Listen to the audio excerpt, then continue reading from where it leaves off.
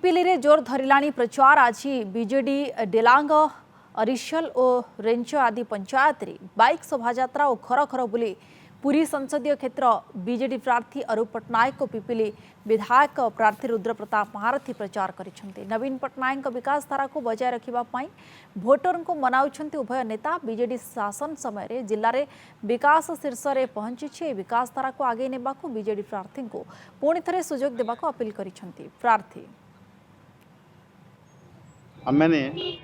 तो स्थिर कर सबू ग्राम पंचायत को आम जा लोकंर चिन्हा परिचय करवा स्पेशली मोर आशीर्वाद नवा अनुक्रम अलरेडी आम कर 18टा खंडे ग्राम पंचायत गाँ गाँ भितर गली कंदे बेस लोक देखा करूँ मंदिर जाऊँ आशीर्वाद मागुँ कोटि ना कोटि लोकंर स्नेह श्रद्धा गोटे आस्था भाषण हो पार्ची मत लगुच। डोर टू डोर कैंपेनिंग आमर एमपी प्रार्थी श्री अरूप पट्टनायक सहयोग उपस्थित समस्त विजु जनता दलर नेतृमंडली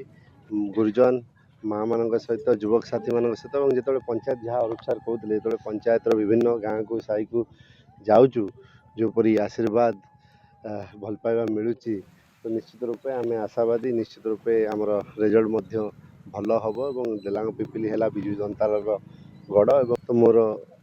विश्वास रही जेहेतु मत पुनर्बार आम नेता तथा माननीय मुख्यमंत्री श्री नवीन पट्टनायक नेतृत्व देवाई